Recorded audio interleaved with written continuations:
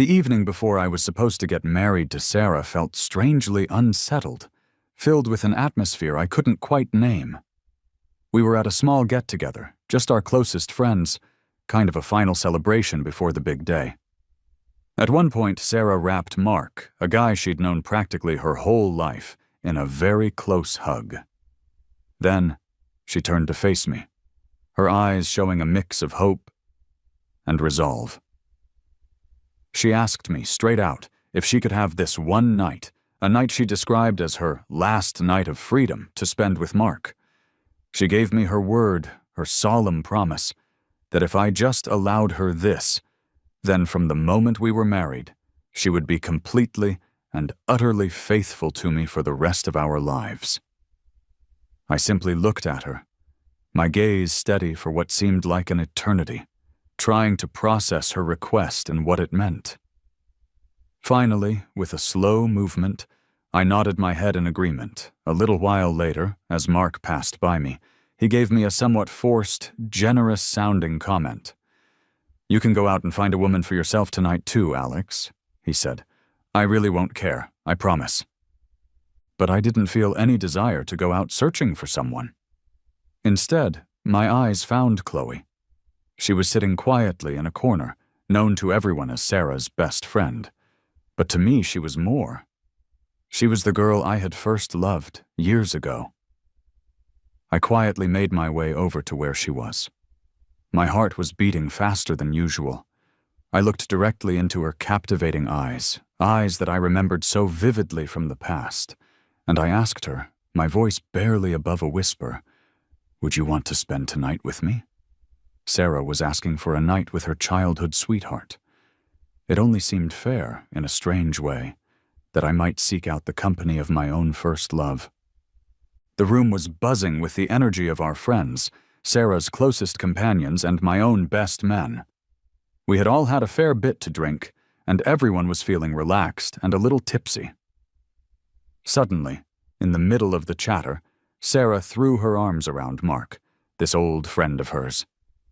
"Mark," she said, her voice carrying a dramatic tone, "childhood sweethearts. They're different from someone who just appears later in life, aren't they? I'm marrying Alex tomorrow. Don't you feel even a tiny bit of regret about us?" Mark's expression immediately soured, his face clouding over as if he were about to cry. "Regretful? Of course I am," he mumbled, his voice thick with emotion. "But what can I possibly do about it now? You ended up falling for him." Sarah looked at Mark's tear-filled eyes, her own face showing a deep sense of pity. "Well, how about we do something to make up for that regret, just for tonight?" she suggested. Mark looked up, a flicker of surprise in his eyes. Then Sarah slowly turned her gaze towards me. "Honey," she called out, her voice a little too sweet, "tomorrow we're getting married. And I promise you, I will never, ever betray you. But just for tonight, this very last night before our wedding, why don't we just play a little? Let's give each other a little bit of freedom. What do you say?" The room, which had been lively, erupted into cheers and whistles at her words. But just as quickly, a silence fell over everyone as they noticed the cold, unreadable expression on my face. Sarah's intentions were crystal clear. She wanted to spend one final, unrestrained night with Mark, the man she had carried a torch for throughout her youth, as a way to compensate for the love she felt they had shared, but never fully acted upon. She was entirely confident that I wouldn't dare to reject her request publicly, and she probably believed she could easily smooth things over with me later. Her confidence stemmed from a simple, yet powerful, fact in her eyes. Although she had pursued me quite intensely when we first got together, in terms of our family backgrounds, I was definitely the one marrying into a wealthier, more established family. She assumed I was not only deeply in love with her, but also very keen on the advantages that came with her family's status. After all, for someone like me, who came from an ordinary working-class family, marrying into such a rich family was seen as a huge step up, an incredibly fortunate turn of events. Sarah's guess about my situation wasn't entirely wrong. The experience of being chosen by a girl from a wealthy background and the challenges that can come from such a family was something I had indeed experienced quite profoundly. Just not with her. My friends, my brothers in spirit, subtly tugged at my shirt, their eyes urging me, "Alex, don't be a fool. Don't agree to this." I looked at Sarah for a long time, seeing the unyielding determination in her eyes. In the end, I gave a small nod and said calmly, "All right, I agree." Instantly, laughter and applause filled the room, breaking the tense atmosphere that had settled just moments before. Someone even remarked, "No wonder Sarah was willing to kneel in her dad's study for 3 whole days and nights just to get his permission to marry you, Alex. A man marrying into a family like ours really needs to have that kind of understanding and grace." Sarah's lips, which had been pressed into a tight line, relaxed into a relieved smile. She hugged Mark even tighter. Then she stood up. "All right, everyone," she announced. "It's getting late, and I have a wedding to get to tomorrow. Mark and I are going to head out now. You all drink as much as you want and have fun. Everything is on my bill tonight." The room filled once more with cheers and playful jeers. As she walked past me, she paused and said with an air of generosity, "Sweetheart, if you feel like it, you can go find a woman for yourself tonight, too. I promise I won't mind." She must have been convinced that I was too reserved, too traditional in my ways, to ever actually do something like that, which is why she felt so comfortable making the offer. I turned to her. "Really?" I asked. She raised her eyebrows. "Of course," she replied. "A promise is a promise. You know I always keep my word. Just like I said I'd marry you, and here we are, getting married tomorrow." Her tone was full of pride, as if marrying me was a great act of charity on her part, and therefore I should be sensible and broad-minded about her spending the night with Mark. I turned away from her and let my gaze fall on a woman sitting in the corner of the booth. Chloe had been silent and her face unreadable all night. I didn't need to look outside for anyone. I ignored whatever expression Sarah might have had on her face and quietly walked over to Chloe. I crouched down beside her, looking up into her eyes, and asked gently, "Do you want to spend the night together?" Chloe, the woman with the cool demeanor, looked down at me from where she sat on the plush leather couch. For a moment it felt like she might just push me away with disdain. Behind me, I heard Sarah laugh. "Him, Alex? Of all people, you chose her? She's been completely against men for years, ever since she had her heart broken. She won't be interested." I savored those words in my mind. "Really?" A wave of emotions washed over me as I gazed at Chloe's face, the face that had appeared in so many of my dreams during countless sleepless nights. Seeing her again like this, if it hadn't been for the courage I'd found in the drinks tonight, I wouldn't have dared to even meet her eyes so directly. My fingernails were digging into my palms from the tension. I had no idea how she would react. Then, a cold, elegant, high-heeled shoe pressed gently but firmly against my chin, tilting my head up. Chloe raised her own chin slightly, her expression becoming even more distant, almost challenging. Her voice, when she spoke, was laced with a hint of anger. "Are you sure?" she asked. I didn't want to back down, not now. Summoning my courage, I nudged my chin a little further onto her shoe. "I'm sure," I replied. Suddenly, she stood up. I think everyone in the room expected her to be thoroughly annoyed with me and to dismiss me harshly. After all, I'd heard a story about a celebrity who had tried to flirt with her at a party once. Apparently, she hadn't liked him blocking her way, so she had simply pushed him into a nearby swimming pool without a second thought, and walked away without even looking back. Sarah, seeing Chloe stand, rushed over, clearly scared, and trying to intervene. "Hey, Chloe, that's my husband. Just calm down, he didn't know about your temper. Alex, get up right now. I told you not to provoke her. She has no interest in men, really. Come on, Alex. You don't actually care about any woman other than me, right? Stop trying to show off. Let's just go back with your friends. I wasn't sure which of Sarah's words set Chloe off, but Chloe suddenly shoved Sarah, making her stumble back a few steps. Chloe's eyes were as sharp as knives. "Who said I'm not interested in men?" she murmured, then leaned closer to me, her voice a low whisper in my ear, full of old grievances. "Alex, you came to me on your own this time." It looked for all the world like we were about to leave together, and everyone was watching in stunned disbelief. Sarah, recovering her balance, yelled after us, "Chloe, what do you think you're doing?" Chloe's steps paused for a moment. She turned slightly, and her voice was like ice. "Exactly what it looks like," she said. Sarah's voice became urgent, almost pleading. "Are you serious? He's my husband." All night Sarah had been calling me her husband, but hearing it now, the word sounded jarring and out of place. Chloe turned fully then and gave Sarah an intense look, a look that suggested she couldn't even be bothered to waste any more words on her. Then she just spun around, took my arm, and started leading me out of the room. Sarah seemed genuinely anxious now, chasing after us and grabbing Chloe's arm.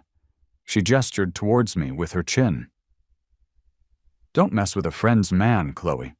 You understand that, right?"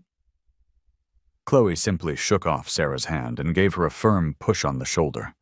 Sarah stumbled backward and landed right against Mark, who was standing by the doorway. They almost kissed, pinned together in an awkward embrace. Chloe's voice was freezing cold. "As long as you get it," she said to Sarah, "enjoy your night, and mind your own business." I was already feeling a bit dizzy from all the drinks. "Chloe," I started to say, but all I got from her was a sharp, "Stop calling me that. We barely know each other." I wanted to tell her to let go of my arm, that I was feeling unsteady, but I swallowed my words.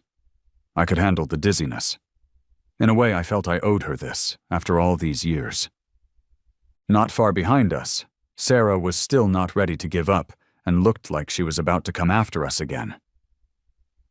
"Chloe, if you do something stupid tonight, you're dead meat," she yelled. But some of her other friends managed to pull her back.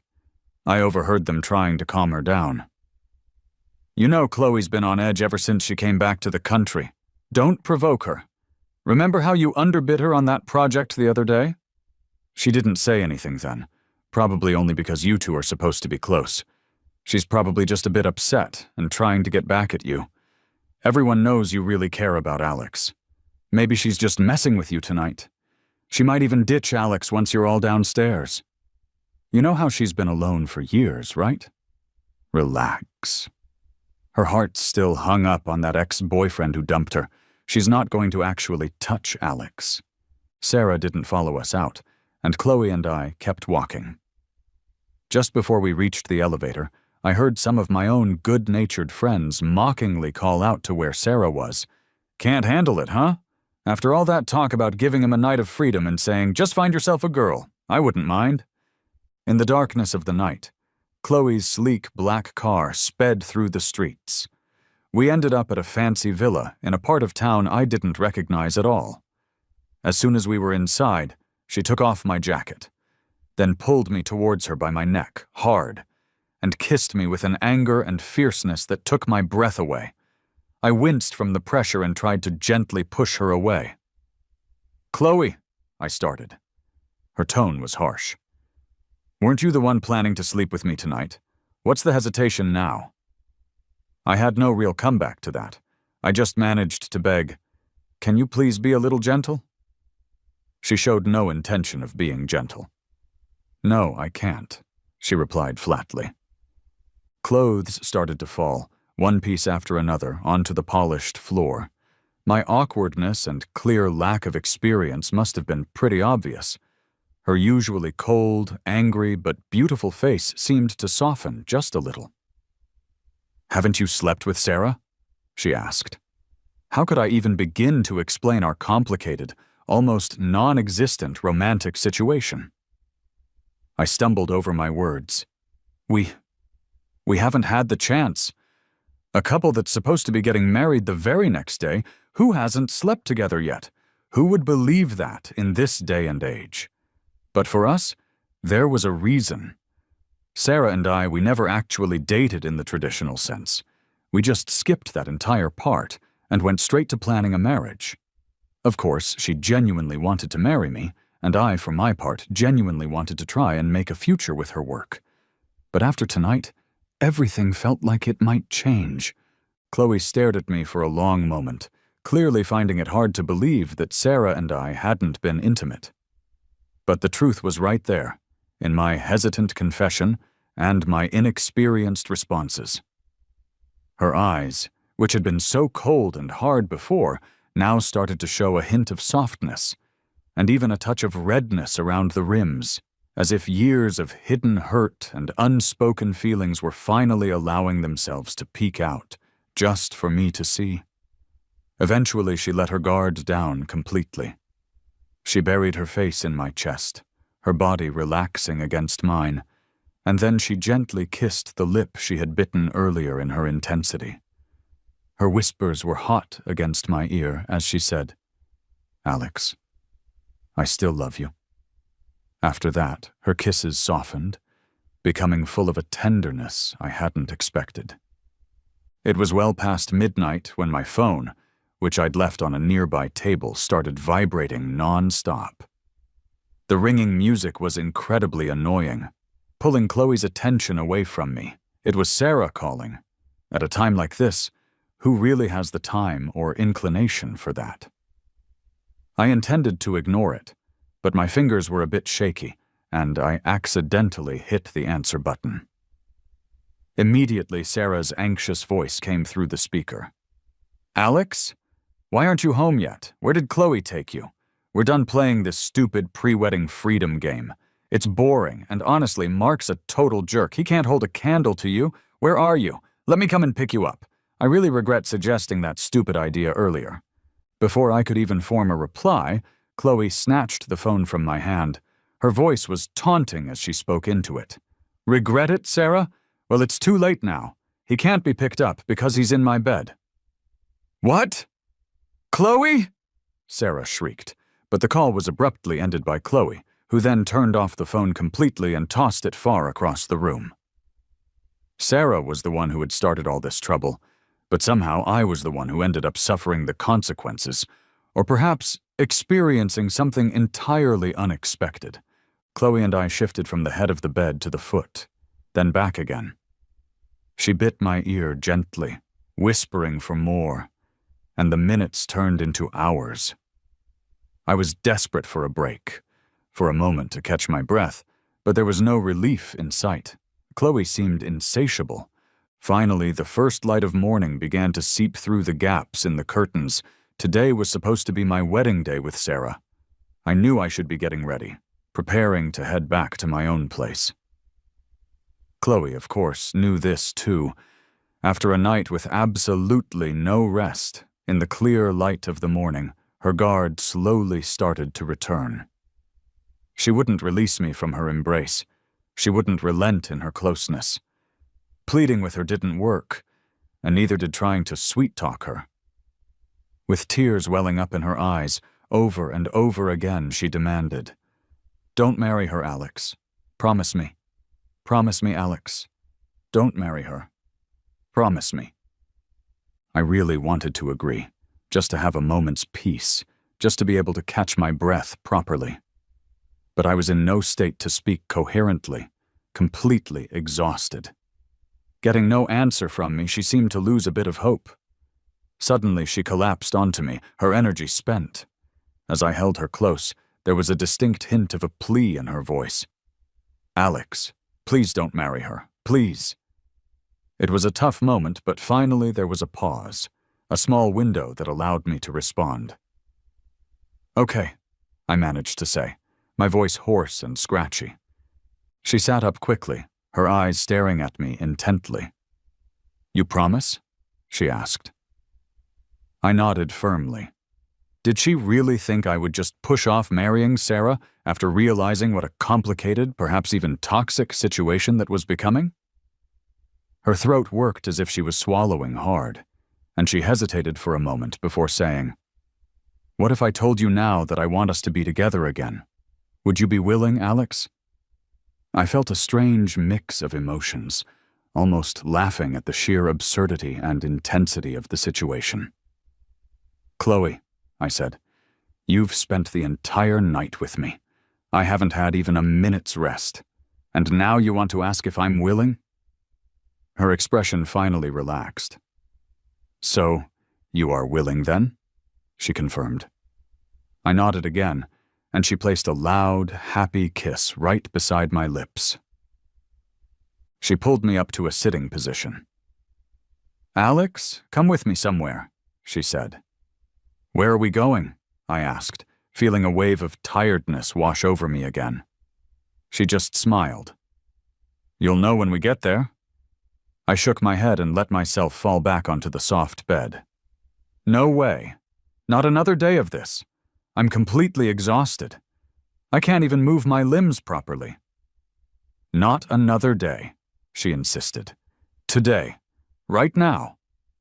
She started hurriedly dressing me, pulling clothes onto my unresisting limbs. I was really feeling too worn out to argue or even help. "Chloe, I'm filthy," I mumbled. "We were all over the place last night. Can't we at least take a quick shower before we go anywhere?" She seemed to be in a real rush. "It doesn't matter," she said. "No one will know. We'll get cleaned up properly when we get back. We can just toss these clothes out and buy new ones." And with that, two incredibly sleep-deprived lovers threw on some clothes and headed out. We had barely left the gates of the villa when she reminded me, "Alex, turn on your phone. You need to let your family know that the wedding with Sarah is off, so they don't go all the way to the venue for nothing." It finally hit me then. She had me so spun around with everything that had happened that I hadn't even thought of that crucial detail. Ignoring the flood of messages and missed calls from Sarah that I knew would be there, I called my parents first. Once I had informed my close friends and family about the change of plans, we reached the place Chloe had been so eager to take me to. Turning to look at where we were, I realized she was completely, wonderfully out of her mind. I stared in disbelief, but she just smiled softly at me. She parked the car, and we sat down on one of the waiting benches outside the marriage registration bureau. They weren't even open for business yet. She had dragged me here without even letting us freshen up, clearly very eager to get this done. Finally, with a moment of calm, she turned to me and said, "Alex, it's been 7 years since we broke up. 7 years is a very long time, don't you think? I can't wait even a moment longer. If you're willing, let's get registered right away." "Can we?" "Why wouldn't I be willing?" The girl I considered my first love had waited 7 years for me. And truth be told, I had never truly moved on from her either. But then, a clear image of her mother's authoritative and disapproving demeanor from when we had first encountered her disapproval years ago flashed in my mind. Me and Chloe, just getting married like this? We were talking about a girl from a family that consistently ranked high on the national wealth lists. Could it really be that simple? I couldn't help but voice my concern. "Your family," I began. Chloe interrupted me, looking straight into my eyes with unwavering intensity. "Alex," she said, "two adults who are in love and want to be together forever, wanting a certificate to protect their love. I don't think that should require anyone else's permission." Her words echoed some of the soft sentiments Sarah had used, but from Chloe, they felt different, more genuine. "Their thoughts and opinions are theirs," Chloe continued. "But we're adults. Getting married is a decision between you and me. I'll take responsibility for explaining things to your parents. I'll beg them, I'll explain, I'll do whatever it takes until they accept me as their daughter-in-law. But my side..." Chloe sighed deeply. It had always been the hard part, both in the past and now in the present. She gave me a very determined look. "Alex, listen to me carefully. If you dare to back out now, or if you try to run away like you did 7 years ago, you're done for." I quickly reassured her. "I'm not running. There will be no more stepping back. I'll listen to you. I'm with you." As the staff of the bureau began to arrive and open up, a few more couples joined the line behind us. We ended up being the very first couple to get our marriage registered that day. Exhausted, and both sporting matching dark circles under our eyes from lack of sleep, we were grinning like absolute fools in our wedding certificate photo. Anyone looking at that picture could see that we were marrying willingly. In fact, super willingly. The official seal landed with a satisfying thud on our photo, and we each held a copy of the red marriage booklet. I was literally shaking with excitement as I held mine, just like she was. I had actually married my first love. She gave me a playful peck on the cheek as we stepped out of the bureau. She whispered "honey" in my ear, a term of endearment that made me blush. I was too shy to look at her directly, covering my face with my hand, but I couldn't hide the wide smile that spread across my face. With my phone still turned off, the world was blissfully quiet on our way back to the villa. We made a quick stop to buy some new clothes. Once we were back inside, she systematically stripped off my old clothes and tossed them straight into the trash can. Then, we playfully headed to the shower together. Later, clad in new, comfortable pajamas, I lounged on the soft couch, watching her as she bustled about in the kitchen, preparing a late breakfast for us. She was making shrimp and egg custard, which used to be one of my favorite dishes when we were together all those years ago. Things had been incredibly stormy and chaotic, but some practical matters still needed to be addressed. Showered and fed, both of us felt considerably revitalized. Chloe turned on her phone, and as expected, the calls came flooding in almost immediately. She finally answered one. On the line was a mutual friend of hers and Sarah's. "Oh my God, Chloe, you're finally online. Where are you? You didn't really end up with Alex, did you? Sarah has gone completely mad. She's speeding all over the city looking for you, turning every house you own in the city upside down trying to find you both. It's supposed to be Sarah's wedding day today, and neither of you are anywhere to be found. Her guests are all at the venue, but not a single person from the groom's family or any of his friends has shown up. It's gone viral online already. Everyone is laughing at her now, saying the groom bolted from Sarah's wedding. Sarah is racing to your villa as we speak." Chloe remained remarkably calm throughout this barrage of information. "Let her come," she said simply, then hung up the phone. She put down her dishes and took both of my hands in hers.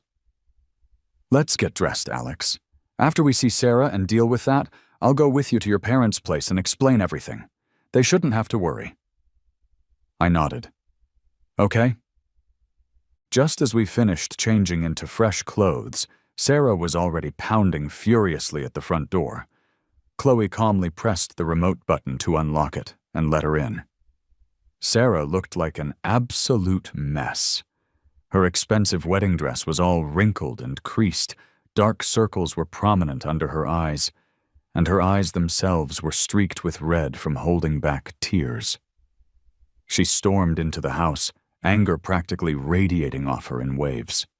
First, she shot daggers with her eyes at Chloe, and then her gaze flicked to me standing slightly behind Chloe. Her breathing was heavy and ragged, as if she was physically swallowing her anger to keep it from exploding. Ignoring Chloe completely for a moment, she tried to keep her voice cool and composed as she spoke directly to me. "Alex, we're getting married today, remember? Let's go. There's still time if we leave now." She reached out to take my hand, but Chloe slapped her hand away sharply. "Sarah," Chloe said, her voice firm, "you can't just call him your husband without an actual wedding ceremony or a marriage license." Sarah shouted back, her voice cracking, "Then let's have the wedding now!" Their eyes locked in a silent, fierce battle, and Chloe's expression became even more serious and unyielding. I chimed in from behind Chloe, my voice quiet but clear. "Sarah, I agreed to your idea of having freedom the night before the wedding, but I never said that we would still get married today. I'm sorry, but we effectively broke things off last night. We can't get married." Sarah slowly turned her intense gaze to Chloe. Her words seemed to drip with venom as she spoke through clenched teeth. "Did you do something with him last night?" Chloe shot back nonchalantly. "What do you think?"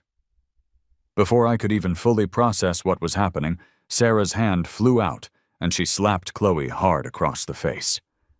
Chloe staggered back from the force of the blow, but quickly steadied herself. Then, with lightning speed, she returned the slap, hitting Sarah squarely on her face. Sarah stumbled backward, her momentum carrying her until she crashed into the shoe cabinet that stood by the door. Chloe then calmly reached for something. It was one of the marriage certificates, and shoved it right in front of Sarah's face. "Look closely, Sarah," Chloe said, her voice cold and cutting. "Alex is my husband now.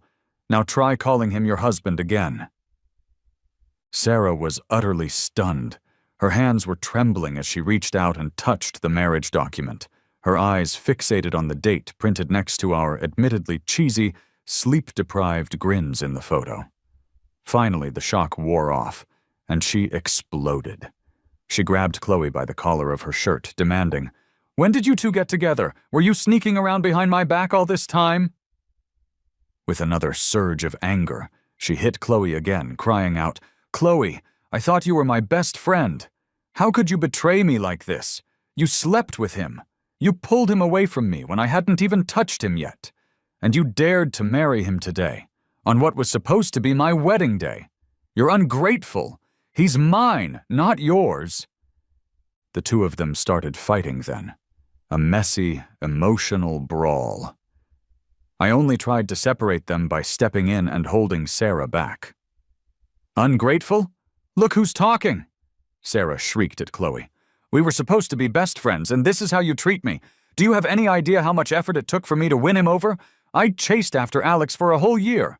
I spent millions of dollars just to prove my love for him, and he wouldn't even let me touch him, always insisting that we take things slow. And now you're just taking him from me? My parents thought he was just some boring nerd, not worthy of our family's business connections. But I wanted to marry a smart, handsome science geek. How could you just take him away from me like this? I thought you were still in love with your first love, the one who dumped you. Go get him back, Chloe. Leave my man alone. Give him back to me!"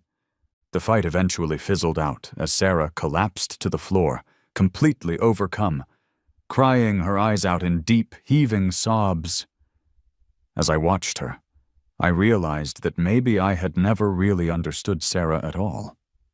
I had never seen this raw, desperate side of her before. It was true that she had chased after me very persistently for a whole year, and her energy had brightened up my otherwise quite dull life, which was mostly consumed by research. Honestly, her efforts had touched my heart at the time.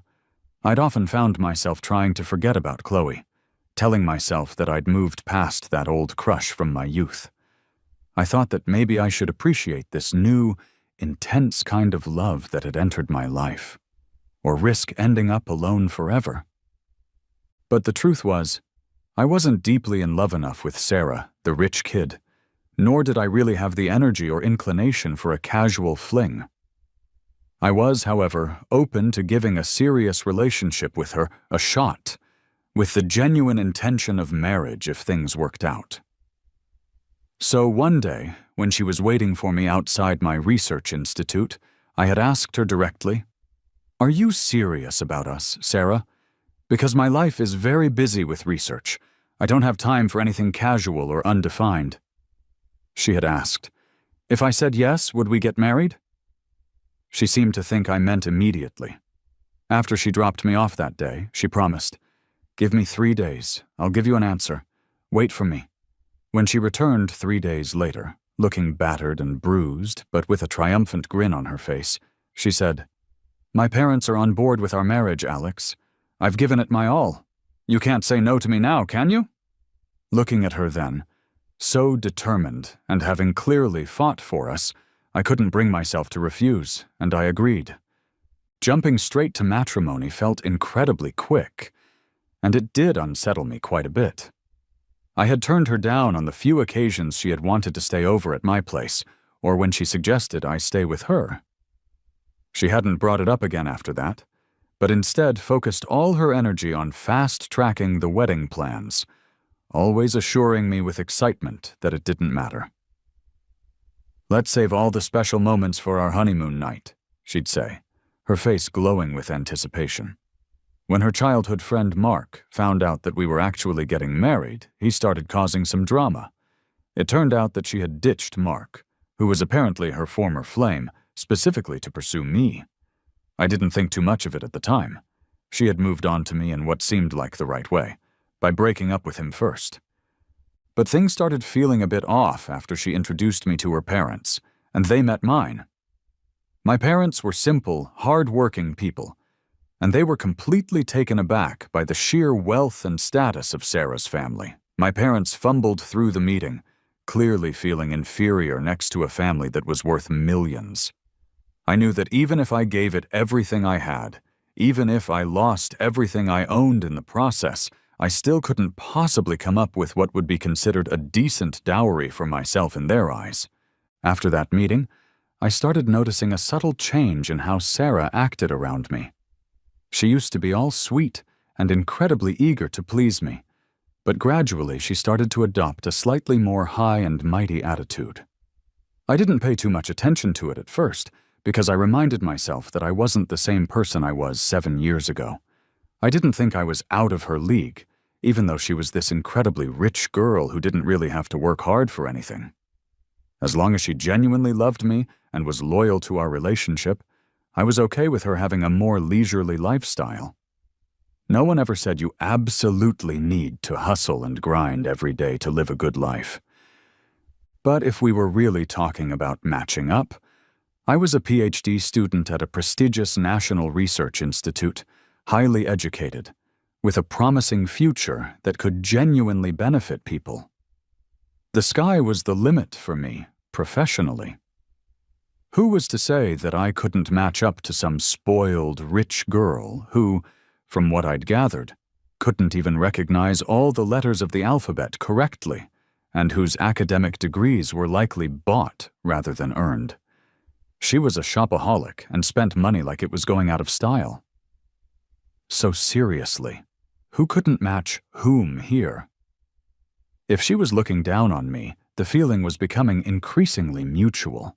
I had thought she understood the balance of knowledge and wealth that existed between us, but after seeing my not-so-fancy family background, she seemed to conclude that it was definitely me who was reaching far above my station, and that meeting her was my one big lucky score in life. She started acting like I should be constantly humble and grateful, making a continuous effort to hold on to her. Then, she started openly flirting with Mark, an ex she clearly wasn't completely over yet. With Chloe suddenly showing up back in the country and in our lives, I was thrown for a complete loop. And I never really got the chance to make Sarah see things straight before our wedding day crept up on us. The night before the wedding, her actions and her words made me realize, with a stark clarity, that she simply wasn't good enough for me. She didn't deserve me. And that powerful realization, as painful as it was, gave me the courage I needed to chase after something that had always felt distant, but had never really left the soft spot in my heart. My first love, Chloe. Watching Sarah now, throwing a full-blown tantrum on the floor, Chloe didn't seem surprised at all. They had known each other since they were children, and their friendship wasn't just talk. It was a long-standing connection. When Chloe and I had dated secretly all those years ago, I had never met any of her family or her friends. It wasn't until she came back to the country just the other day that I had any clue about the tangled past that existed between the three of us, me, Sarah, and Chloe. Back then, Chloe would often say to me, "Alex, just give me some time. I'm really serious about us. but I don't have much of a say at home right now. Please, just be patient with me, okay?" And I would nod seriously and tell her, "I will." I believed her. I knew her family was well off and had some influential connections, but the actual extent of their wealth and power was far beyond anything I could have imagined at the time. That became terrifyingly clear when, one day, I was essentially kidnapped off the streets. Men just grabbed me and shoved me into a car. I ended up in a luxurious private room, face to face with a very classy, intimidating woman, Chloe's mother. She stated her piece very clearly and then slid a check for $1 million across the polished table to me. I was so embarrassed and overwhelmed that I was too shy to even look up at her directly. But I knew I wouldn't take that money, so I gently pushed the check back towards her. I heard her chuckle softly. "Your appetite is quite big, isn't it, young man?" she said. Then, the check was replaced with another one, this time for $10 million, and it was slid right back to me. She spoke gently, almost tenderly, as she said, "If it's not enough, we can always add more. This is just pocket change for us, you understand. But you must break up with my daughter, and you must never see her again. She has a fiancé, didn't she tell you? They are scheduled to be married right after they graduate from college. His family's dowry contribution is at least $10 billion. What do you possibly have to offer?" At that precise moment, my entire understanding of life, my values, everything I thought I knew, just collapsed. Forget the billions she mentioned. Even the $10 million they were casually tossing at me was a sum that most ordinary people couldn't hope to earn in several lifetimes. And my girlfriend, Chloe's mother, was using it as a tool to dismiss her daughter's secret boyfriend, me. My own parents, together, didn't even earn $10,000 a month. I was just an average guy from a completely average family. Every single number she threw out was terrifying to me. I realized with a crushing weight that I was like a frog in a well, foolishly aiming for a swan like Chloe. It wasn't just about love anymore. There was simply no way I could possibly match up to her family's status. We were worlds apart. I ran away from that meeting, promising them I would never see Chloe again, and I refused to take the money. That sum was so staggering it actually scared me. After that, Chloe didn't marry her so-called fiancé. Instead, for reasons that were unknown to me at the time, her family sent her abroad and effectively barred her from coming back for 6 long years. During those 6 years, I pushed myself to the absolute limit. I focused intensely on my studies, going straight through from my master's degree to my PhD. I couldn't let myself stop or slow down for even a second. I felt so profoundly inadequate, right down to my core. I was that foolish frog who had dared to dream of a heavenly princess. Determined to change that, I pushed myself incredibly hard, hoping that this muddied frog wouldn't look so ugly and disdainful anymore. As I grew wiser with age and education, I gradually gained more confidence and came to realize something incredibly important. Whether it was with Chloe back then, or later with Sarah, there was absolutely no need for me to feel inferior or to belittle myself. Because love, true love, is equal. If she loves me and wants to be with me forever, and I feel the same way about her, then that's all that should matter. Any obstacles we face, we should fight them together. That's how it should be handled. Why not cherish something you worked so hard to pursue? If you're proud of catching it, why not cherish it and protect it? On the eve of her wedding, Sarah fooling around with her ex and then losing her husband-to-be as a result, well, it served her right. Sarah sat up, wiping her tears with a show of defiance. "Like I did it on purpose," she sniffed. "Mark and I go way back. Do you think there'd be no feelings left at all? I was just being stupid. I drank too much and said something dumb." Chloe retorted, "Even so, Sarah, how do you justify going behind your best friend's back like that? Don't you have a conscience? I'm telling you right now, we're done.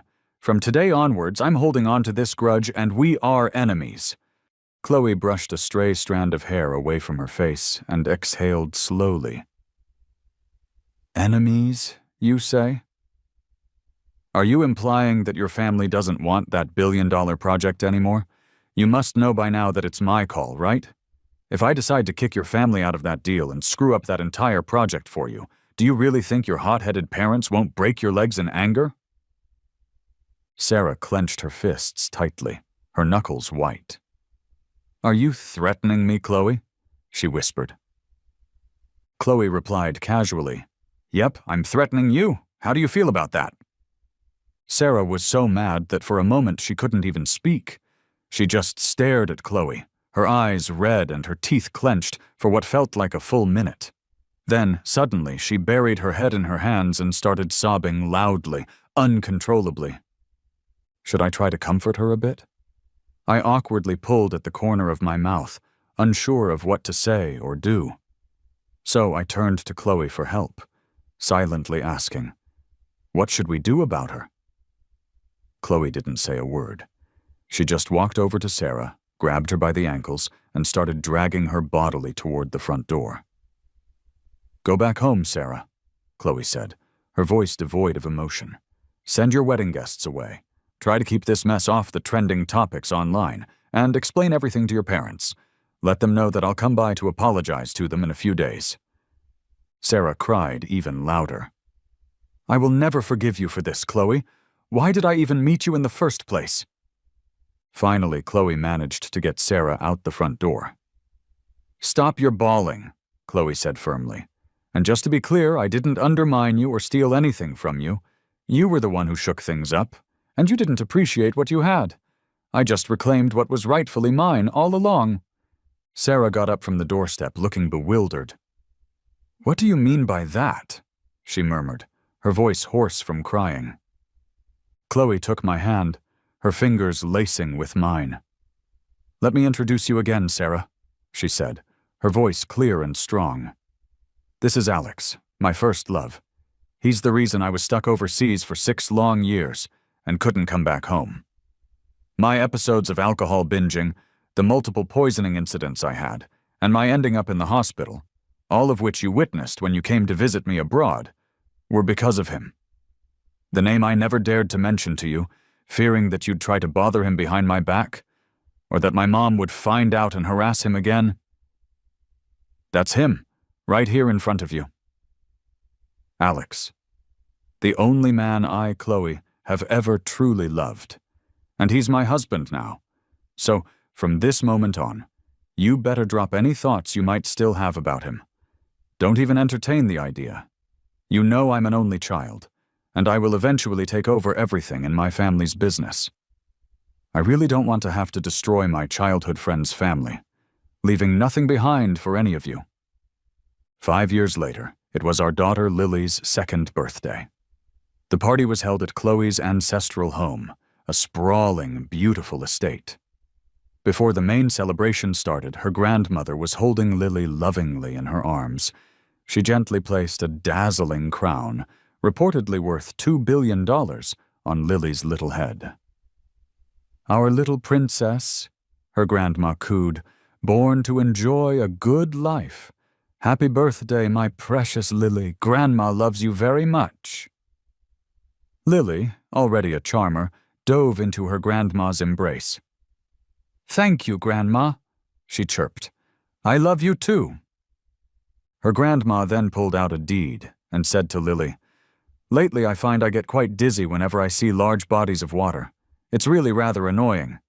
This overseas estate, the one where half of its vast area is built out over the water, has been under my name for many years, but honestly, I don't want it anymore.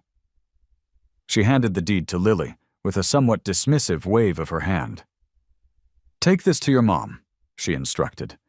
She can bring your little brother there to have some fun sometime. This estate is in a fantastic location, with a wonderful environment. It cost nearly $20 billion back when I first acquired it. It's the most valuable gift I brought with me when I got married into this family. Our daughter Lily, in her sweet, innocent voice, asked, My little brother? Where is he?